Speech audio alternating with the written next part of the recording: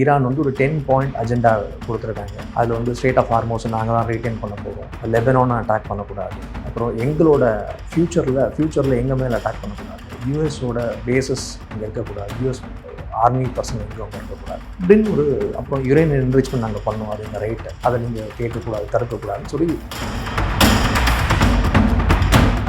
நான் எப்படி சொல்கிறது, பாகிஸ்தானால் இந்த பேச்சுவார்த்தை நடந்துதான் தெரியுது சார். என்னென்னா இந்த ப்ராப்ளம் என்னென்னா யூஎஸோட தோல்விங்கிறது கிளியராக தெரியுது. பாகிஸ்தான் இப்போதைக்கு ஒரு கொரியர் வேலை தான் பண்ணிட்டு இருக்காங்க, அவ்வளோதான். சிம்பிள் போஸ்ட்மேன் வேலை. போஸ்ட்மேன் சொல்லக்கூடாது, ஏன்னா அது போஸ்ட்மேனுக்கு அசிங்கம். ஒரு ட்ராமா மாதிரி நடந்தது குளோபல் லெவலில். மே காட் பிளஸ் யூ அப்படின்னு சொல்லி இந்த ட்வீட்டை போட்டிருக்காங்க. இது ஒருத்தர போட்டால் பரவாயில்ல, 3000 ட்வீட் ஒரே ஸ்கிரிப்ட். ஒவ்வொரு இடத்துலையும் கண்ட்ரியை தான் மாற்றிருக்காங்க. Casablanca, Mexico, Kuala Lumpur, Turkey, Dubai, US அப்படின்னு அச்சடிச்ச காப்பி மாதிரி அப்படியே வெர்பாட்டம், ஒரு மாற்றம் கூட கிடையாது. சிரிக்கிறாங்க, ஏன் இப்படி ஒரு கேவலம் பிஹேவ் பண்ணுறாங்க. இது எல்லாமே ஐஎஸ்ஐயோட ப்ராபகண்டா நரேட்டிவ். 2 கண்ட்ரிக்குள்ள பேச்சுவார்த்தையில் டெரரிஸ்ட் குரூப்ஸ் ஒரு காம்பனண்ட்டாக வரும்போது எந்த நாளாலும் ஒத்துக்க முடியாது. அப்படி தான் இஸ்ரேலோட பாயிண்ட் ஆஃப் வியூவில் தான் நம்ம பார்க்கணும். ஸோ அதனால் இந்த டாக்ஸ் சக்ஸஸ் ஆகிறதும் ஆகாதும் யூஎஸ் இஸ்ரேலை எப்படி கண்ட்ரோல் பண்ணுறாங்க பொறுத்து தான் இருக்குது சார்.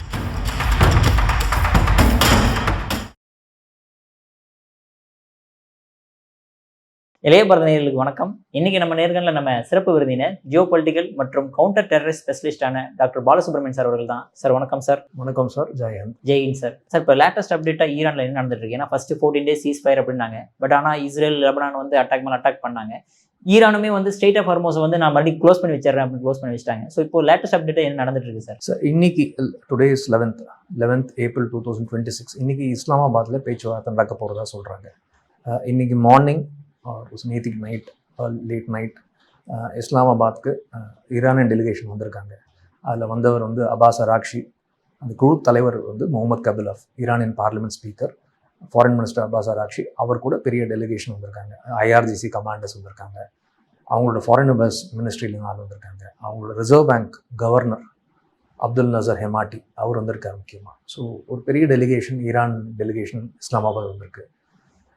யூஎஸ் சைட்லேருந்து JD Vance, வைஸ் பிரசிடென்ட், அவர் அந்த டெலிகேஷனை ஹெட் பண்ணுறாரு. அவர் வந்து he's en route to Islamabad. இப்போ நம்ம பேசுகிற டைம் 11:30 12 o'clock இந்தியன் டைம். இந்த டைம் அங்கே ரீச் ஆக போகிறோம்னு சொல்லிட்டு இருக்காங்க. ஏற்கனவே ஸ்டீவ் விட்காஃபும் ஜாரத் குஷ்னரும், ட்ரம்ப்போட சன்னன் தான், 2 பேரும் இஸ்லாமாபாத் போனதாக சொல்லப்படுது. ஸோ பேச்சுவார்த்தை இன்னைக்கு தொடங்கும்னு சொல்லி ஃபர்ஸ்ட் ரவுண்ட் தொடங்கும்னு சொல்கிறாங்க. ஸோ இதில் பார்த்தீங்கன்னா, பட் இந்த பேச்சுவார்த்தைங்கிறது திரைமறைவில் ரொம்ப நாளாக நடந்துகிட்டு இருக்குன்னு தான் உண்மை. ஈரான் அதை மறுத்தாலும் சில அறிகுறிகள் தென்பட்டது. மார்ச் 23 வந்து இஸ்ரேலோட ஹிட் லிஸ்ட் ஒன்று இருந்தது. இஸ்ரேல் வந்து எந்தெந்த ஈரானியன் லீடர்ஸை அசாசினேட் பண்ணணும் ஒரு ஹிட் லிஸ்ட் வச்சுருக்காங்க. அந்த ஹிட் லிஸ்ட் பேர் வந்து ரெட் பேஜ்னு பேர். அந்த ரெட் பேஜில் பாகிஸ்தான் கேட்டதுக்காக அந்த ரெட் பேஜ்லேருந்து 2 பேர் எடுத்திருக்காங்க. அசாசினேஷன் பண்ண மாட்டோம், டெம்பரரியாக அந்த அசாசினேஷன் பிட்டை நடத்தி வச்சுருக்காங்க. அதில் முக்கியமான நபர்கள் அப்பாஸ் அராக்ஷியும், இன்னைக்கு பாகிஸ்தான் வந்த அப்பாஸ் அராக்ஷியும், முகமது கபிலாஃபும். ஸோ இவங்க கூட அன்னிலேருந்து திரைமறைவு பேச்சுவார்த்தை நடக்கிறது இதுலேருந்து தெரிய வருது. ஸோ அது உண்மைதாங்கிறது புரிய வருது. ஒருவேளை அந்த பேச்சுவார்த்தை இனிஷியல் ஸ்டேஜஸ் இருந்தாலும் அவங்களும் அதை பற்றி பெருசாக வெளில தெரியப்படுத்தாமல் இருந்திருக்காங்க. ஏன்னா அது தோல்வி அடையலாம், வெற்றி அடையலாங்கிறது தெரியாது, நிச்சயம் இல்லாதனால பேசாமல் இருந்திருக்காங்க. அதை பற்றி ஒன்றும் நடக்கலைன்னு அஃபிஷியலாக கன்ஃபார்ம் பண்ணாங்க. இப்போ இன்றைக்கி தான் அஃபிஷியலாக கன்ஃபர்மேஷன் இருக்குது இவங்க 2 பேர் வந்திருக்காங்கன்னு. இவங்க 2 பேர் ஏற்கனவே பேசிகிட்டு இருக்காங்க பாகிஸ்தான் மூலியமானு 20 நாளைக்கு முன்னாடி நிறையா பேப்பர் வெஸ்டர்ன் மீடியாவில் ரிப்போர்ட் பண்ணப்பட்டது. பட் அவங்க மறுத்தாலும் இப்போ அது உண்மைங்கிறது ஊர்ஜிதமாக இருக்குது. ஸோ இப்போ அவங்க வந்திருக்காங்க. பாகிஸ்தான் வந்து இதுக்கு வந்து இன்டர்மீடியரி அப்படின்னு சொல்லி பாகிஸ்தான் அவங்களுக்கு கிளைம் பண்ணிக்கிறாங்க. ஸோ இதில் வந்து என்னென்னா ஈரான் வந்து ஒரு 10 பாயிண்ட் அஜெண்டா கொடுத்துருக்காங்க. அதில் வந்து ஸ்டேட் ஆஃப் ஹார்மோஸை நாங்கள் தான் ரீட்டைன் பண்ண போகிறோம், லெபனானை அட்டாக் பண்ணக்கூடாது, அப்புறம் எங்களோட ஃப்யூச்சரில் எங்கள் மேலே அட்டாக் பண்ணக்கூடாது, யூஎஸோட பேசஸ் இங்கே இருக்கக்கூடாது, யூஎஸ் ஆர்மி பர்சன் எங்கே அங்கே இருக்கக்கூடாது அப்படின்னு ஒரு, அப்புறம் யுரேனியம் என்ரிச்மெண்ட் நாங்கள் பண்ணோம், அது எங்கள் ரைட்டு, அதை நீங்கள் கேட்கக்கூடாது, தடுக்கக்கூடாதுன்னு சொல்லி ஒரு 10 கண்டிஷன் போட்டிருக்காங்க. இந்த condition workable condition, acceptable workable கண்டிஷன்ற மாதிரி மிஸ்டர் ட்ரம்ப் முன்னாடி சொல்லியிருந்தார். பட் அதில் லெபனன் வந்து முக்கியமான கண்டிஷனாக 10th கண்டிஷனாக இருந்தது, லெபனன் மேலே போர் தொடுக்கக்கூடாதுங்கிறது. பட் சீஸ்ஃபயர் அனௌன்ஸ் பண்ண அடுத்த நாளே இஸ்ரேல் வந்து லெபனனை 40 நாளைக்கு இல்லாத அளவுக்கு ரொம்ப ஃபியர்ஸாக தாக்கியிருக்காங்க. இது என்ன அறிகுறினா இஸ்ரேலுக்கு இந்த பேச்சுவார்த்தையில் உடன்பாடு இல்லைங்கிறது தெரிய வருது. அதான் உண்மை. ஸோ இஸ்ரேல் வந்து லெபனனை தாக்கினோன்னா ஈரான் வந்து நாங்கள் பேச்சுவார்த்தைக்கு பார்ட்டிசிபேட் பண்ண மாட்டோம், இஸ்ரேல் மேற்கொண்டு தாக்கினான்னு சொல்கிறாங்க. பட் யூஎஸை பொறுத்த வரைக்கும் ஜேடி வான்ஸ் வந்து அவர் என்ன சொல்கிறாங்கன்னா லெபனன் இந்த டேர்ம்ஸில் இல்லவே இல்லை அப்படின்னு ஜேடி வான்ஸ் சொல்கிறாரு. ஸோ இதுக்குள்ள நிறையா கன்ஃபியூஷன் இருக்குது. இந்த பாகிஸ்தான் ஒரு சைடில் பேசும்போது ஒரு கண்டிஷன்ஸை கேட்டதாகவும் அதே யூஎஸ்ட கன்வே பண்ணும்போது மாற்றி கன்வே பண்ணதாகவும் பல வருஷம் வெளில ஃப்ளோட் ஆகிட்டு இருக்கு. எது உண்மை எது பொய்ன்னு தெரியல.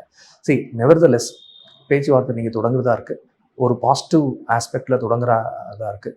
பட் இஸ்ரேலோட ஆக்ஷன்ஸ்னால இந்த பேச்சுவார்த்தை டிரேல் ஆகிறதுக்கு வாய்ப்பு இருக்குன்னு சொல்லப்படுது. ஸோ நம்ம பொறுத்துன்னு தான் சார் பார்க்கணும். Okay sir. இப்போ வந்து பாகிஸ்தான் எப்படி சார் இந்த அளவுக்கு இன்டர்மீடியேட் திடீர்னு ஸ்டார்ட் பண்ணி அவங்க எல்லாத்தையும் வழி நடத்திட்டு வந்துட்டு இருக்காங்க, அந்த அளவுக்கு அவங்க கேப்பபிளா என்ன சார்? அது நான் எப்படி சொல்கிறது, பாகிஸ்தானால் இந்த பேச்சுவார்த்தை நடந்ததான்னு தெரியல சார். என்னென்னா இந்த ப்ராப்ளம் என்னென்னா யூஎஸோட தோல்விங்கிறது கிளியராக புரியுது. ஏன்னா இந்த பேச்சுவார்த்தை நான் முன்னாடியே சொல்லியிருந்தேன் 90% சீஸ்ஃபயருக்கு தான் வாய்ப்பு இருக்குன்னு, அதேமாரி வந்துட்டு சீஸ்ஃபயர் ஆனாலும் ஈரான் வந்து சைக்கலாஜிக்கலாக வின் பண்ணிட்டாங்கன்னு நான் சொன்னேன். ஏன்னா போருக்கு முன்னாடி இருந்த எந்த விஷயத்தையும் மாற்ற முடியல யூஎஸ்ஆல. ஸோ ஈரானின் ரெஜிம் எஸ் கொண்டு இருக்காங்க, அலி கொமேனி ஒரு சீனியர் ஐஆர்ஜிசி கமாண்டர்ஸ் கொண்டு இருக்காங்க. பட் அடுத்த ரெஜிம் லெவல் லேயர் வந்து டேக் ஓவர் பண்ணி கண்ட்ரியை ரன் பண்ணிட்டு இருக்காங்க. அவங்களோட நியூக்ளியர் வெப்பன்ஸ் ப்ரோக்ராமை ஒன்றும் பண்ண முடியல யூஎஸ்ஆல. அவங்களோட மிசைல் வெப்பன்ஸ் ப்ரோக்ராமையும் ஒன்றும் பண்ண முடியல. நேத்திக்கு கூட யூஎஸ் வந்து அக்செப்ட் பண்ணியிருக்காங்க, நாங்கள் 11,000 12,000 சார்ட்டிஸ் பண்ணோம், பட் இருந்தாலும் அவங்க அபிலிட்டியை முழுக்க எங்களால் அழிக்க முடியல அப்படிங்கிறது ஒத்துட்டுறாங்க. இது ஆன் த அதர் ஹேண்ட் ஈரான்கிட்ட ஸ்டேட் ஆஃப் ஹார்மோஸ் கண்ட்ரோல்லே இல்லாமல் இருந்தது, இப்போ ஈரானோட கண்ட்ரோலில் போயிடுச்சு. ஸோ இப்போ பார்த்தீங்கன்னா அவங்க வந்து சோக் பண்ணிட்டாங்க என்டையர் ட்ரேட், க்ரூட் ஆயில் ட்ரேடை. ஸோ இப்போ ஈரானோட கை தான் அவங்க இருக்குது. அதனால தான் யூஎஸ் பேச்சுவார்த்தைக்கு இறங்கி வரான். ஸோ ஒரு சூப்பர் பவர் ஸ்டேட்டஸ் நான் 2 நாளில் முடிச்சிடுவேன்னு சொன்னால் 40 நாள் கழிச்சு பேச்சுவார்த்தைக்கு இறங்கி வரும்போது என்ன ஆகுதுன்னா அவங்க ஈகோ அவங்களுக்கு இடம் கொடுக்க மாட்டேங்குது. ஸோ அவங்க பாகிஸ்தான் மூலிமா இதை நீங்கள் பேசி சரி பண்ணுங்க, நீங்கள் அவங்கள டேபிளுக்கு கூட்டிகிட்டு வாங்க அப்படின்னு சொல்லி கீழே வந்தாலும் மீசையில் மண் விட்டாத கதையாக யூஎஸ் பாகிஸ்தானை ப்ராப் பண்ணுறாங்க. இது அப்படி தான் தெரியுது. பாகிஸ்தானுக்கும் ஈரானுக்கும் ரிலேஷன்ஷிப் இருக்குது, இல்லைன்னு சொல்லலை. பட் பாகிஸ்தான் இதை ஃபோர்ஸ்ஃபுல்லாக 2 பேர் மேலேயும் ஈரான் மேலே இம்போஸ் பண்ணி கூட்டிட்டு வந்திருக்கோம் டேபிளுக்குன்னா எனக்கு தெரியல சார். எனக்கு அதுக்கு ஒன்றும் எவிடன்ஸ் இன்னும் இல்லை. பாகிஸ்தான் இப்போதைக்கு ஒரு கொரியர் வேலை தான் பண்ணிட்டு இருக்காங்க, அவ்வளோதான். சிம்பிள் போஸ்ட்மேன் வேலை. போஸ்ட்மேன் சொல்லக்கூடாது, ஏன்னா அது போஸ்ட்மேன்களுக்கு அசிங்கம். ஸோ பாகிஸ்தான் வெறும் இங்கேருந்து மெசேஜ் வாங்கி அங்கே சொல்கிறாங்க. அந்த மெசேஜ் வாங்கி ஒழுங்காக சொல்கிறத கூட ஒழுங்காக சொல்லது தப்பாக சொல்லியிருக்காங்க. அதுதான் இந்த லெபனானோட கன்ஃபியூஷன். ஸோ ஈரான் சொன்ன பாயிண்ட்டில் லெபனான் இருந்திருக்கு, யூஎஸ்கிட்ட போனது லெபனான் இல்லைன்னு சொல்லி ட்ரம்ப்பே சொல்கிறாரு. வேற மாரி இருக்குது, ஓப்பன் சோர்ஸில் வந்ததில்லை அப்படின்னு சொல்லி. ஸோ இந்த கன்ஃபியூஷனுக்கு முழுக்க காரணம் பாகிஸ்தான். இன்னொரு விஷயம் வந்து பாகிஸ்தான் அவங்க ஒரு நரேட்டிவ் செட் பண்ணுறாங்க. இதை வச்சு அவங்க ஏதோ குளோபல் சூப்பர் பவர் மாரி அவங்களே கிளைம் பண்ணிக்கிறாங்க. எப்படி ட்ரம்ப் தன்னைத்தானே செல்ஃப் அப்பாயிண்டட் நோபல் லாரட் எனக்கு நோபல் ப்ரைஸ் கொடுக்குன்னு சொன்னார். அடுத்தது கொஞ்ச நாளில் பாகிஸ்தான் கேட்பாங்க போல இருக்கு, எங்களுக்கு நோபல் ப்ரைஸ் நீங்கள் கொடுக்கணும். ஆல்ரெடி அவங்களோட சோஷியல் மீடியா ஹேண்டில்ஸ்லாம் ஆசிம் முனிருக்கும் ஷபாஸ் ஷெரீஃப்க்கும் நோபல் ப்ரைஸ் கொடுக்கணும்னு சொல்லிட்டு இருக்காங்க. உண்மை நடக்குது. ஆமாம், சீரியஸாக நடக்குது. அவங்க சில திங்க் டேங்க்னு சொல்லப்படுற சில ஹேண்டில்ஸ், திங்க் டேங்க்ஸ் ஒன்றும் கிடையாது, எல்லாம் DGISPR, that is inter services public relation, ISIயோட பப்ளிக் ரிலேஷன் ப்ராபகண்டா அவங்களோட வேலை அது. ஸோ இவங்க வந்து ஒரு நரேட்டிவ் செட் பண்ணுறாங்க, குளோபல் நரேட்டிவ். எப்படின்னா பாகிஸ்தான்லாம் இந்த பேச்சுவார்த்தை நடந்தது அப்படின்னு. பாகிஸ்தான் ஒரு ஃபேக்டராக இருக்கலாம், பட் பாகிஸ்தானோட ரோல் மிகைப்படுத்தி பேசப்படுது. இதுதான் என்னோட கன்டென்ஷன். அங்கே அவங்க மிகைப்படுத்தி பேசினா பரவாயில்ல சார், இந்தியாலையுமே மிகைப்படுத்தி அதுதான் அதுக்கு ஒரு காரணம் இருக்குது சார். அதுக்காக இப்போ 2-3 விஷயத்த இண்டிகேஷன் நான் சொல்கிறேன் உங்களுக்கு. இப்போ நீங்கள் பார்த்தீங்கன்னா ஃபஸ்ட்டு வந்து ஷபாஸ் ஷெரீஃப் அவர் ட்வீட் போடுறாரு. ட்வீட்டு போட்டுட்டு இந்த சீஸ்ஃபயர் அனௌன்ஸ் பண்ண ட்வீட்டோட ஹிஸ்ட்ரி எடுத்து பார்த்தீங்கன்னா அதை draft for Pakistan prime minister இருக்கு. ஸோ யூஎஸ் சொன்னதை அப்படியே Ctrl+C Ctrl+V போட்டிருக்காரு. அந்த டிராஃப்ட்டுங்கிற வார்த்தையை கூட எடுக்காமல் மறைக்காமல் அப்படியே போட்டார். ஸோ இது அவராக எழுதினது கிடையாது, அங்கேயும் சொல்லி கொடுக்கப்பட்டதை அப்படியே எடுத்து போஸ்ட் பண்ணுறாரு. ஸோ அவரோட இந்த எல்லாமே அந்த ஆர்கஸ்ட்ரேஷன் பொம்மலாட்டம் மாரி யூஎஸ்லேருந்து நடக்குது. இவங்க வெறும் இதுதான் ஆப்ரேட் தான். ரெண்டாவது நீங்கள் பார்த்தீங்கன்னா பாகிஸ்தான் ஒரு குளோபல் பவர்னு அவங்க சொல்லிக்கிறது ஒரு முக்கியமான காரணம். நேற்றுக்கு நீங்கள் பார்த்தீங்கன்னா ஒரு ஒரு ஒரு ட்ராமா மாதிரி நடந்தது குளோபல் லெவலில். ஒரு 2000-3000 ட்வீட்ஸ் பாகிஸ்தான் சிட்டிசன்ஸ் சொல்லப்படுற அவங்க போட்ட ட்வீட்ஸாக பார்க்க முடியுது. இது பாகிஸ்தான் நிஜமாவே பாகிஸ்தான் சிட்டிசன்ஸ் போட்டாங்களா இல்லாட்டா ஐஎஸ்ஐயோட பாட்ஸான்னு தெரியாது. இது வந்து நார்மலாக ஒரு ஐஎஸ்ஐ பாட்ஸ் பண்ணுவாங்க. இதுமாரி கேம்பெயின் நரேட்டிவ் பண்ணும்போது நிறைய பாட்ஸ் இருக்கும், ஆட்டோமேட்டட் பாட்ஸ் இருக்கும். இவங்க டிஃப்ரெண்ட் பேரில் ஹியூமன் எழுதுகிற மாதிரியே எழுதும், போஸ்ட்டும் பண்ணுவோம் ட்விட்டரில். இதெல்லாம் வழி இருக்குது, டெக்னிக்கலி பாசிபிள். இந்த அந்த எப்படி அது நடந்ததுன்னா, ஒரு பாகிஸ்தானியர் வந்து ஒரு துபாயிலையோ மெக்சிகோவில் போய் இறங்குற மாதிரி அங்கே இருக்கிற இமிக்ரேஷன் அவங்கள செக் பண்ணுற மாதிரி செக் பண்ணிட்டு இவர் பாஸ்போர்ட்டை பார்த்துட்டு ஸோ யூ ஃப்ரம் பாகிஸ்தான் அப்படின்னு கேட்டதாகவும் ஆமாம் இவர் ஆமான்னு சொன்னாலும் you're a global peace maker, we are very happy for you, may God bless you அப்படின்னு சொல்லி இந்த ட்வீட்டை போட்டிருக்காங்க. இது ஒத்தரை போட்டால் போல இல்லை, 3000 ட்வீட் ஒரே ஸ்கிரிப்ட். அப்பா ஒவ்வொரு இடத்துலையும் கண்ட்ரியை தான் மாற்றிருக்காங்க. Casablanca, Mexico, Kuala Lumpur, Turkey, Dubai, US அப்படின்னு அச்சடிச்ச காப்பி மாதிரி அப்படியே வெர்பாட்டம், ஒரு மாற்றம் கூட கிடையாது. ஒரு இப்போ மாற்றி டிஃப்ரெண்ட் லாங்குவேஜ்லேயோ டிஃப்ரெண்ட் வெர்ஷனாக எதுனா கூட பரவாயில்ல, நம்புற மாதிரி இருக்கும். அப்படியே காப்பி அடிப்பாங்க. நம்ம வந்து எக்ஸாம்பிள் அப்படியே பெட் அடித்த மாதிரி எல்லா ட்வீட்டும் ஒரே ட்வீட்ஸ். நீங்கள் இப்போ கூட எடுத்து பார்த்தீங்கன்னா இருக்கும், அந்த ட்வீட்ஸ்லாம் அப்படியே இருக்குது. ஒரு பாகிஸ்தானை பார்த்து உலகமே சிரிக்குது. பாகிஸ்தான் சிரிக்கிறாங்க, ஏன் இப்படி ஒரு கேவலமாக பிஹேவ் பண்ணுறாங்க. இது எல்லாமே ஐஎஸ்ஐயோட ப்ராபகண்டா நரேட்டிவ். இது எங்கேருந்து உருவாச்சு அப்படின்னா, பாகிஸ்தானை குளோபல் லெவலில் ப்ரொஜெக்ட் பண்ணணும்னு சொல்லி ஆப்ரேஷன் சிந்தூருக்கு அப்புறம் ஆசிம் முனீர் முயற்சி பண்ணுறாரு. அதில் வந்து அந்த முயற்சி பேர் ஸ்ட்ராட்டஜிக் கம்யூனிகேஷன் மாஸ்டர் பிளான் 2025 அப்படின்னு ஆரம்பிக்கிறாரு. அந்த பிளான் படி மின்னஜ் லாகூர் யூனிவர்சிட்டியில் ஒரு திங்க் டேங்க் ஸ்டார்ட் பண்ணுறாங்க. இது ஐஎஸ்ஐ ஸ்பான்சர்ட் திங்க் டேங்க். அந்த திங்க் டேங்க் பேர் Himalayan institute for research and policy studies. So அதில் இருக்கிற எல்லாமே ஃபார்மல் ஜென்ரல்ஸ் எல்லாம் ஐஎஸ்ஐ ஆளுங்க, இல்லாட்டா ஐஎஸ்ஐ பேரோலில் இருக்கிற ஒரு எஜுகேஷனல் ரிசர்ச்சர்ஸ், அகாடமிஷியன்ஸ். இவங்க என்ன பண்ணுறாங்க, குளோபல் லெவலில் இங்கிலீஷ் மீடியம் நியூஸ் பேப்பர்ஸில், இங்கிலீஷ் மீடியம் ஆன்லைன் டிஜிட்டல் வெர்ஷன்ஸில் பாகிஸ்தானை பற்றி பெருமையாக பேசுகிறாங்க. ஸோ இதில் டர்க்கிலேருந்து வந்த எடிட்டர்ஸ் இருக்காங்க, டிஆர்டிலேருந்து வந்த எடிட்டர்ஸ். ஸோ இந்த எடிட்டர்ஸ் மூலிமா நிறைய இடத்துல பாகிஸ்தான் தான் இந்த குளோபல் சூப்பர் பவர், இவங்களால தான் இது வந்து நடந்து எரியுது அப்படிங்கிறத பரப்புகிறாங்க. அது ஒன்றையும் பரப்பல. இதில் இந்தியாவுக்கு ஒரு பெரிய செட்பேக் இருக்குது. இந்தியாவுக்கு ஸ்ட்ராட்டஜிக்காக இந்தியாவுக்கு ஒரு செட்பேக் இருக்குது. பாகிஸ்தான் ஐசோலேட் பண்ண நினச்ச இந்தியாவுக்கு ஒரு பின்னடைவு இது அப்படின்னு சொல்லி இதையும் சேர்த்து பரப்புகிறாங்க. ஸோ இது வந்து டெலிபரேட் ப்ளாய், கிளியராக தெரியுது. ஒரு நரேட்டிவ் ஃபார்ம் பண்ணுறாங்க. அந்த நரேட்டிவை சில பேர் இங்கே உண்மைன்னு நம்பி போடுறாங்க. பாகிஸ்தான் ரோல் இல்லைன்னு நான் சொல்ல மாட்டேன், மறுக்க மாட்டேன். பாகிஸ்தான் ரோல் இருக்குது. ஆனால் ரோல் மிகைப்படுத்தி பேசப்படுது. பாகிஸ்தான் ஜஸ்ட் அ மெசஞ்சர் பாய், அப்படி தான் நான் பார்க்குறேன். ஸோ உண்மையாகவே பாகிஸ்தான் ரோல் இருந்ததுன்னா ஃபஸ்ட் ரவுண்ட்லேயே முடியுதான்னு பார்ப்போம். முடியறதுக்கு வாய்ப்பே கிடையாது. என்னை பொறுத்த வரைக்கும் இந்த சீஸ்ஃபயர் டாக்ஸுங்கிறது 3-4 ரவுண்டு போகும் சார். இப்போ ஃபஸ்ட் ரவுண்ட் ஆயிருக்கு. ஃபஸ்ட் ரவுண்டில் சில கன்செஷன்ஸ், 2 பேரும் கன்செஷன்ஸ் விட்டு கொடுக்கறதுக்கு வாய்ப்பு இருக்குது. இது பேர் சிபிஎம் சொல்லுவாங்க, கான்ஃபிடன்ஸ் பில்டிங் மெஷர்ஸ்ன்னு சொல்லுவாங்க. ஃபஸ்ட்டு ஈரான் என்ன சொல்லியிருக்காங்க, நாங்கள் வரோம், பட் நம்பிக்கை இல்லாமல், ட்ரஸ்ட் டெஃபிஷிட் இருக்குது, நம்பிக்கை இல்லை எனக்கு. ஏன்னா ஏற்கனவே ஒரு 3 வாட்டி பேசி, 3 ரவுண்ட் பேசி, ஒமான் கூட பேசி பண்ணியிருக்காங்க. ஸோ எந்த வச்சு நாங்கள் நம்புறது அப்படிங்கிற ஒரு உத்தரவாதம் ஈரானுக்கு கேட்குறாங்க. அவங்க கேட்குற நியாயமான விஷயம் தான். ஏன்னா அவங்க ஏற்கனவே பேக் ஸ்டாப்பிங் அவங்க முதுகில் குத்திருக்காங்க. ஸோ இப்போ இந்த ஃபஸ்ட் ரவுண்ட் டாக் உடனே செட்டில்மெண்ட் வந்துடாது. இது ஃபஸ்ட் ரவுண்ட் டாக்கில் என்ன ஆகும், ஒரு கோல் போஸ்ட் வைப்பாங்க, ஒரு அப்ஜெக்டிவ். அதை கோல் போஸ்ட் திருப்பி பேசுறதுக்கு ஒரு 10 நாள் கழித்து செகண்ட் ரவுண்ட் இருக்கும். அதில் செகண்ட் கோல் போஸ்ட் இருக்கும். ஸோ இப்படி படிப்படியாக தான் இந்த சீஸ்ஃபயர் வந்து ஃபைனல் செட்டில்மெண்ட் ஆர் ஃபுல் சொல்யூஷனுக்கு போகும். ஏன் இந்த பிரச்சனை வரும்னா நான் நினைக்கிறேன்னா, பாகிஸ்தான் ஈரானோட அப்ஜெக்ட்டுக்கும் யூஎஸோட அப்ஜெக்ட்டுக்கும் நிறையா வேற்றுமை இருக்குது. இப்போது ஈரான் வச்ச முக்கியமான 3 பாயிண்ட்ஸ் எடுத்து பார்ப்போம். அவங்க வந்து என்ரிச் யுரேனியம் கொடுக்க மாட்டேன்னு சொல்கிறாங்க. யூஎஸ் கேட்குறான், கொடுக்கணும்னு சொல்கிறாங்க. ஸ்ட்ரெயிட் ஆஃப் ஹார்மோஸை ரிலீஸ் பண்ண மாட்டேன்னு சொல்கிறாங்க. இப்போ இஸ்ரேல் அடிச்சுன்னு திருப்பி பிளாக் பண்ணிட்டாங்க. They've totally restrict the movement. US வந்து ஃப்ரீ மூவ்மெண்ட் இருக்கும்னு சொல்லி சொல்கிறாங்க. ஸோ இது 2 முக்கியமான விஷயம். இந்த 2 விஷயத்துலையும் யூஎஸ்க்கும் ஈரானும் எக்ஸ்ட்ரீமில் நிற்கிறாங்க. கான்ட்ரடிக்ஷன், டோட்டல் கான்ட்ரடிக்ஷன், எதிர்மறையான கருத்து. இதில் வந்து மிடில் கிரவுண்ட் வரதுக்கு கொஞ்சம் டிலே ஆகும். தேர்ட் ஆஸ்பெக்ட் வந்து லெபனான். லெபனான்ல யூஎஸ்க்கு பெரிய ஸ்டேக்ஸ் இல்லை, பட் இஸ்ரேலுக்கு ஸ்டேக்ஸ் இல்லை. இஸ்ரேலுக்கு லெபனான்ல ஹிஸ்புல்லா வந்து ஒரு நான் ஸ்டேட் ஆக்டராக பார்க்கலாம்.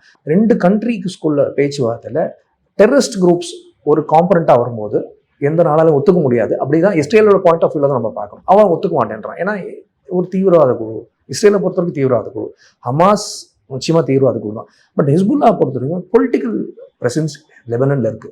லெபனன் கவர்மெண்ட்டால அவங்களை கண்ட்ரோல் பண்ண முடியாது. ஏன்னா அவங்களுக்கு தனி ஆர்மியும் உண்டு. சில இடத்துல Hezbollah is very strong. But அவங்களை எப்படி டிசார்ம் பண்ணுறது அப்படிங்கிற விஷயம் வந்து ரொம்ப சேலஞ்சிங்காக இருக்கும். அதுக்கு ஹிஸ்புல்லா ஒத்துக்க மாட்டாங்க. ஏன்னா ஹிஸ்புல்லா ரொம்ப பவர்ஃபுல் குரூப். அந்த குரூப்பை வந்து இஸ்ரேலுக்கு அகேன்ஸ்டாக தூண்டி விட்டதே ஈரான் தான். 42 வருஷமாக ஃபைட் பண்ணிட்டு இருக்காங்க இஸ்ரேலை எதிர்த்து. இப்போ திடீர்னு அந்த குரூப்பை டிஸ்பேண்ட் பண்ணணும்னா அது இமீடியட்டாக நடக்க விஷயம் கிடையாது.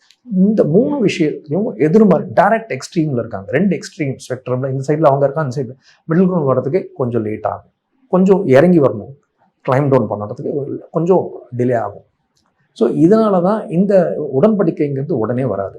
பட் இனிஷியலாக என்ன வரலாம், எப்படிப்பட்ட மெஷர்ஸ் வரலாங்கிறது என்னோட அனுமானத்தில் சொல்கிறேன். வாய்ப்பு இருக்குங்கிறது. நீங்கள் ஈரானியன் டெலிகேஷன் பார்த்தீங்கன்னா ஈரானியன் சென்ட்ரல் பேங்க் கவர்னர் வந்திருக்காரு, அப்துல் நாசர் ஹெமாட்டி. ஆர்பிஐ அவங்களோட சென்ட்ரல் பேங்கோட கவர்னரை கூப்பிட்டு வந்திருக்காங்கன்னா முக்கியமான விஷயம் நம்மளுக்கு என்ன இண்டிகேட் பண்ணுறது அப்படின்னா, அவங்களோட ஃபினான்ஷியல் சாங்ஷன்ஸ் ஒரு $120 பில்லியன் அவங்க ஃபண்ட்ஸ் அண்ட் அசெட்ஸ் ஃப்ரீஸ் பண்ணி வச்சிருக்கோம். ஸோ அதில் பார்ஷியல் ரிலீஸ் பண்ணுங்க, எங்களுக்கு நாங்கள் திருப்பி ரீபில்ட் பண்ணோம், நிறையா சேதாரம் ஆயிடுச்சுன்னு கேட்கலாம் ஈரான். அதுக்கு யூஎஸ் இறங்கலாம். ஸோ அதனால தான் அவரை கூப்பிட்டு வந்திருக்காங்க நான் பார்க்குறேன். ஸோ ஃபினான்ஷியலாக ஏதோ ஒரு சாங்ஷன்ஸில் ஒரு ரிலாக்ஸேஷன் இருக்கும். பல டைப் ஆஃப் சாங்ஷன்ஸ் இருக்குது. ட்ரேட் சாங்ஷன்ஸ் போட்டிருக்காங்க, மிலிட்ரி சாங்ஷன்ஸ் போட்டிருக்காங்க, எக்கனாமிக் சாங்ஷன்ஸ் போட்டிருக்காங்க, பிரைமரி செகண்டரி அப்படின்னு நிறைய சாங்ஷன்ஸ் இருக்குது. ஆயில் சாங்ஷன்ஸ் போட்டிருக்காங்க. இப்போ ஆயில் எம்பார்கோவை கொஞ்சம் ரிலாக்ஸ் பண்ணியிருக்காங்க, 1 மாதம் ரிலாக்ஸ் பண்ணியிருக்காங்க. இப்போ ஆயில் சாங்ஷன்ஸை கொஞ்சம் இன்னும் தளர்த்த சொல்லலாம். ஸோ எங்களுக்கு வந்து அப்போ தான் எங்களால் ப்ரீத் பண்ண முடியும் அப்படின்னு சொல்லி ஈரான் கேட்கலாம். சரி, யூஎஸ் இதுக்கு ஒத்துக்கிறதுக்கு வாய்ப்பு இருக்குது. அதுக்கு பதிலாக யூஎஸ் என்ன கேட்கலாம் அவங்கள்ட்டனா, ஸ்டேட் ஆஃப் ஹார்மோஸை ரிலீஸ் பண்ணுங்க, பார்ஷியலாக அதை நீங்கள் உங்கள் கட்டுப்பாட்டை தளர்த்தி ஷிப்ஸ் ஃப்ரீயாக மூவ் ஆகிறதுக்கு நீங்கள் கொஞ்சம் பாருங்கள் அப்படின்னு சொல்கிறாங்க.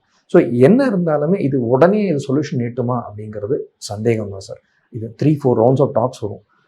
இது வந்து டிலே ஆகும்னு 2-3 இண்டிகேட்டர்ஸ் இருக்குது. ஃபர்ஸ்ட் இண்டிகேட்டர் பார்த்தீங்கன்னா ஆயிலோட ப்ரைஸ். வாருக்கு முன்னாடி பார்த்தீங்கன்னா ஆயிலோட ப்ரைஸ் $65-70, $70-72 அந்த ரேஞ்சில் வந்தது. 65 இருந்தது, அப்புறம் 70 வந்தது. February 28 வந்து பாம்பு பண்ணுறாங்க இஸ்ரேல். March 3 வரைக்கும் ஆயில் வாஸ் at $78, $8 தான் ஏறிச்சு. March 4 அன்னைக்கு ஸ்டேட் ஆஃப் ஹார்மோஸை பிளாக் பண்ணுறாங்க ஈரான். அன்றைக்கி தான் அஃபிஷியல் பிளாக் பண்ணுறாங்க. அன்னிலேருந்து இம்மீடியட்டாக $11 ஏறி $89 போச்சு. From there it went to $120. அப்புறம் 108, 109 இருந்தது. சீஸ்ஃபயர் அனௌன்ஸ் பண்ணோன்னு $92 வந்தது. இப்போ 93 to 95 அந்த ரேஞ்சில் இருக்குது. ஸோ நார்மலாக $70-75 இருக்க வேண்டியது இப்போ 95, $20 எக்ஸ்ட்ரா இருக்குது. That's is called risk premium. ப்ரீமியம்லாம் க்ரூட் இன்னும் ட்ரேட் ஆகிட்டு இருக்கு. ஏன்னா அந்த ட்ரேடர்ஸ்க்கு நல்லா தெரியும், இன்னும் அந்த த்ரெட், வாரோட த்ரெட்டு போகலை, குறையலை, இந்த சீஸ்ஃபயர் எப்போ வேணால் பிரேக் ஆகலாம் அப்படிங்கிற ஒரு பயம் இருக்குது. அதனால தான் ப்ரீமியத்தில் ட்ரேட் ஆகுது. ஸோ இந்த ரிஸ்க் ப்ரீமியம் பார்த்தாலே உங்களுக்கு தெரிஞ்சு போச்சு, இது வந்து இப்போதைக்கு க்ரூட் இறங்கினாதான் அந்த ரிலாக்ஸ் நம்மளுக்கு வார சூழல் கம்மியாகிறதுங்கிற ஒரு இண்டிகேஷன். இந்த க்ரூட் ப்ரைஸ் ஃபுல்லாக இறங்கலை. So we will have to wait. இது இறங்குற வரைக்கும் இது ஒரு சீஸ்ஃபயரை வந்து கம்ப்ளீட்டாக ஒத்துப்போய் 2 பார்ட்டி ஒத்து போனால் தான் இந்த க்ரூட் ப்ரைஸில் டிஃப்ரென்சஸ் வரும். Okay, first risk premium is one indication. Second indication பார்த்தீங்கன்னா யூஎஸில் 2-3 பெட்டிங் சைட்ஸ் இருக்குது சார். Very interesting news. இது ஒரு சப்ளிமெண்ட்ரி நியூஸ். இதுதான், இதை வச்சு தான் நம்ம பேசக்கூடாது. இது ஒரு இண்டிகேஷன். இந்த பெட்டிங் சைட்ஸ்லாம் என்னென்னா யார் வேணால் போய் பெட் பண்ணலாம். ஓகே, January 2026 நிக்லஸ் மதுரோவை டெப்போஸ் பண்ணுற போது ஒருத்தர் வந்து ஒரு பெட் போட்டிருக்காரு. நிக்லஸ் மதுரோவை வெனிசுவாலேருந்து யூஎஸ் இங்கே டெப்போஸ் பண்ணி அரெஸ்ட் பண்ணி கூட்டிட்டு வந்துருவாங்க அந்த பெட்டிங் சைட்டில். அடுத்த நாள் நிக்லஸ் மதுரோ அரெஸ்ட் பண்ணப்பட்டிருக்காரு. So summer $400,000 he won. அது ஃபர்ஸ்ட் இன்ஸ்டன்ஸ். செகண்ட் இன்ஸ்டன்ஸ் பார்த்தீங்கன்னா February 28 அன்னைக்கு இஸ்ரேல் வந்து ஈரான் மேலே அட்டாக் பண்ணுவான்னு பெட்ஸ் போட்டிருக்காங்க. ஸோ அகைன் அது ஒரு $500,000 வின் பண்ணியிருக்காங்க. அதேமாரி March 23 அன்னைக்கு ஒரு பெட் நடந்திருக்கு. என்ன பெட்னா, ஈரானோட கர்க் ஐலண்ட் மேலே தாக்குதல் நடத்துவேன்னு சொன்ன ட்ரம்ப் 5 நாளைக்கு ஃபஸ்ட்டு ஒத்தி போட்டார். அதுக்கப்புறம் தான் 10 நாளைக்கு ஒத்தி போட்டார். இந்த ஃபஸ்ட்டு 5 நாளைக்கு ஒத்தி போட்டோன்னே க்ரூட் வந்து 15% இறங்கிச்சு. 120லேருந்து $90 வந்தது, $90 வந்துருந்தது.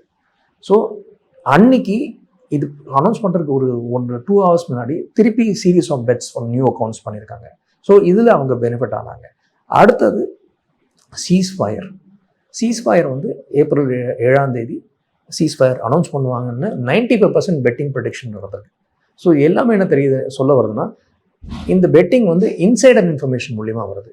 இன்னைக்கு பார்த்தீங்கன்னா ஒயிட் ஹவுஸில் யாரும் இந்த பெட்டிங் பிளாட்ஃபார்ம்லாம் போகக்கூடாதுன்னு ஒயிட் ஹவுஸ் இன்ஸ்ட்ரக்ஷனே கொடுத்துருக்காங்க. அதேமாரி ஒரு செனேட் ரிச்சர்ட் ப்ளூமென்தல்னு ஒரு செனேட்டர், அவர் வந்து இந்த பெட்டிங் பிளாட்ஃபார்ம் லெட்டர் எழுதியிருக்காரு. எதனால் இப்படி நடக்குது, ஏன் நீங்கள் இப்படிப்பட்ட ப்ரெடிக்ஷன்ஸ்லாம் வச்சு பெட்டு கட்ட விட்றீங்க, இதுமாரி பண்ணாதீங்க, இது ரொம்ப தப்புன்னு சொல்லி எழுதியிருக்காரு. ஸோ அஃபிஷியலாகவே இங்கே வார்ன் பண்ணியிருக்காங்க அந்த ஏஜென்சிஸும் அந்த பிளாட்ஃபார்ம்ஸையும். அந்த பெட்டிங் பிளாட்ஃபார்ம் படி இந்த வார் ஜூன் வரைக்கும் எக்ஸ்டெண்ட் ஆகலாம்னு சொல்லப்படுது. அதே பிளாட்ஃபார்ம் படி இந்த வார் வந்து இந்த சாங்ஷன்ஸ் ரிலாக்ஸ் பண்ணுறது ஏப்ரல் எண்டில் ட்ரம்ப் பண்ணுவார் அப்படின்னு சொல்கிறாங்க. ஸோ இது உடனே முடிகிற விஷயம் கிடையாதுங்கிறது அங்கே இருக்கிற இன்சைடர் மூலியமாகவும் தெரிய வரதா சில பேர் சொல்கிறாங்க. ஸோ நம்ம என்ன இருந்தாலும் பொறுத்துன்னு தான் சார் பார்க்கணும். இப்போதைக்கு இனிஷியலாக ஃபர்ஸ்ட் ரவுண்ட் டாக்ஸ் ஸ்டார்ட் ஆயிருக்கு. Will have to wait and see how this pans out. So இதில் ஒரே ஒரு டவுட் வருது. இப்போ ஈரானோட டெலிகேட்ஸ் வந்திருக்காங்க, அமெரிக்காவோட டெலிகேட்ஸ் வந்திருக்காங்க, இஸ்ரேலோட டெலிகேட்ஸும் அங்கே இருக்காங்களா? இப்போ இஸ்ரேல் இது அப்போஸ் பண்ணுறாங்க சார். இஸ்ரேல் எங்களுக்கு தெரியலன்னு சொல்கிறாங்க. ஏன் சார் அப்போ மெயின் ஆப்போசிஷனே அவங்க தான். அப்போ அவங்க இல்லை, அது வந்து இப்போ ஒரு நல்ல கொஸ்டின் கேட்டீங்க, நானே மறந்துட்டேன், சொல்லணும்னு நினச்சி மறந்துட்டேன். இப்போ இஸ்ரேல் வந்து ஒரு தீய சக்தி, ஈவில் ஃபோர்ஸ்னு டிஃபென்ஸ் மினிஸ்டர் க்வாஜா ஆசிஃப் சொல்லியிருக்காரு. நீங்க அதுதான் பாகிஸ்தான் வந்து it's making a mockery of itself. Pakistan தான் இந்த டாக்ஸ் அரேஞ்ச் பண்றாங்க. பாகிஸ்தான் தான் குளோபல் சூப்பர். இப்போ பாகிஸ்தான்ல ஏதாவது மினிஸ்டர் அந்த பார்ட்டி டு கான்ஃபிளிக்ட போய் திட்டுவாங்களா அது மாதிரி? ஸோ உடனே இஸ்ரேல் கோவப்பட்டு திட்டுறான். ஸோ ஒருவேளை க்வாஜா ஆசிஃபுக்கும் இந்த சீஸ்ஃபயர் பிடிக்கலையோ என்னமோ தெரியல, உடனே ஆசிமோன் இருந்து க்வாஜா ஆசிஃபை இன்டெரக்டாக வார்ன் பண்ணுறாங்க, மினிஸ்டர்ஸ்லாம் ஒழுங்காக பேசணும், அது மாதிரி பேசக்கூடாதுன்னு சொல்லி. ஸோ இஸ்ரேல் இதில் பார்ட்டிசிபேட் பண்ணல, இஸ்ரேல் டெலிகேஷன் எதுவும் வரல. பட் இஸ்ரேலுக்கு வந்து இதில் இஷ்டம் இல்லைங்கிறது தெரியுது. ஏன்னா ஏற்கனவே சில விஷயம் கசிய ஆரம்பிக்குது இஸ்ரேல்லேருந்து. எங்களை கேட்காம சீஸ்ஃபயருக்கு யூஎஸ் ஒத்துக்கிட்டாங்கன்னு சில பேர் அன்அஃபிஷியலாக பேசுகிறதா தெரிய வருது. ஸோ பட் இஸ்ரேல் வந்து திருப்பி பாகிஸ்தானை வார்ன் பண்ணியிருக்காங்க, இது மாதிரிலாம் எங்களை நீங்கள் பேசக்கூடாது, பேசுனீங்கன்னா விளைவுகள் ஜாஸ்தி, ரொம்ப மோசமாக இருக்கும்னு. ஸோ இஸ்ரேல் இந்த சீஸ்ஃபயர் அனௌன்ஸ் பண்ண அடுத்த நாளே லெபனனை போட்டு செம்மடி அடித்தாங்க இஸ்ரேல். ஸோ இதனால கொலாப்ஸ் ஆகிறதுக்கு வாய்ப்பு இருக்குது. ஸோ இந்த டாக்ஸ் நடக்கும் போதே இஸ்ரேல் திருப்பி ஏதாவது பண்ணாங்கன்னா திருப்பி டாக்ஸ் கொலாப்ஸ் ஆகிறதுக்கு வாய்ப்பு இருக்குது. ஏன்னா ஈரான் சொல்லிட்டாங்க, லெபனனை அடித்தாங்கன்னா அங்கே திருப்பி அடிப்போம். ஸோ ஏற்கனவே இஸ்ரேல் பண்ண அட்டாக்குக்கு முந்தானேத்திக்கு பஹ்ரைன் மேலேயும் குவைத் மேலேயும் ஈரான் ட்ரோன்ஸ் பண்ணியிருக்காங்க, அட்டாக் பண்ணியிருக்காங்க. ஸோ அவங்க மேலேயும் அந்த அட்டாக்ஸ் கம்மி ஆயிருக்கு, பட் ஃபுல்லாக நிறுத்தலை. ஸோ ஏதாவது ஒரு விஷயம் யாராவது எங்கேயாவது ஒரு சின்ன ஸ்பார்க் ட்ரிகர் பண்ணி விட்டாலே திருப்பி பெரிய லெவலுக்கு வெடிக்கலாம். யார் பண்ணாங்கிறது தெரிய வராது.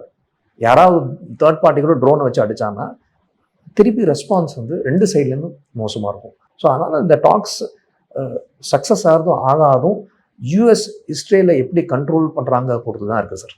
ஓகே சார், கரெக்டாக சார். அப்படி பார்க்கும்போது ஈரான் எந்த அந்த நீங்கள் சொன்னீங்களே கான்ஃபிடன்ஸ் பில்டிங் மெஷர்ஸ் எந்த அடிப்படையில் சார் பாகிஸ்தானுக்கு போனாங்க? பக்கத்தால் இருக்கிறது இஸ்ரேல், ஏன்டா இஸ்ரேலையே நீ கூப்பிட்டு வச்சு பேசலை, எப்படி நான் உன்னை நம்பி நான் வந்து இந்த சீஸ்ஃபயருக்கு நான் ஒத்துக்கிறது எப்படி சார் ஈரான் நம்புறாங்க? இல்லை சார், இந்த ஈரானை பொறுத்த வரைக்கும் இந்த கான்ஃப்ளிக்ட்டுக்கு முக்கியமான காரணம் சொல்லப்படுது அமெரிக்கா தான்.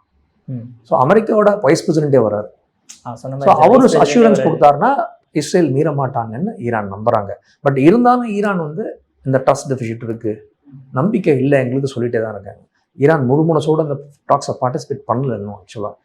ஸோ இந்த ஃபர்ஸ்ட் ரவுண்ட் முடிஞ்சாதான் அடுத்த ரவுண்ட் போகுமா போகாதானே தெரியும். இப்போ இது வந்து too early to talk about that. But இது ஒரு நல்ல ஒரு ஸ்டெப் ஃபார்வர்ட், ஒரு பாசிட்டிவ் ஸ்டெப் ஃபார்வர்ட் பேசுகிறாங்க. இது பாகிஸ்தான் ரோல் இருக்குது, இல்லைன்னு நான் சொல்ல மாட்டேன். பட் அவங்க சொல்கிற மாதிரி மிகைப்படுத்தி படுத்த ரோல் இல்லை. அவங்க tailender batsman, front line batsman மாதிரி காமிக்கூடாது. அவங்கள ஓப்பனர் மாதிரி பேசுகிறாங்க அவங்க தேர் டெய்லண்டர் பேட்ஸ்மேன். ஸோ டெய்லண்டர் பேட்ஸ்மேனாக இருக்கிறது அவங்க நல்லது. ஏன்னா இந்த டாக்ஸ் ஃபெயிலியர் ஆச்சுன்னா பாகிஸ்தானோட குளோபல் சூப்பர் பவர் ஸ்டேட்டஸ் என்ன ஆகும்? அவங்க மூஞ்சில அவங்களே கறி பூசிப்பாங்களா? ஸோ இந்த ஒரு நரேட்டிவ் பில்ட் பண்ணுறாங்க sir. Pakistan is doing it very very aggressive. Okay okay sir. உங்கள் அற்புதமான கருத்துக்களை இளையபெறோட உட்காந்துருக்கு. மிக்க நன்றி சார். நன்றி, வணக்கம், ஜெயஹிந்த். ஜெய்ஹிந்த் சார்.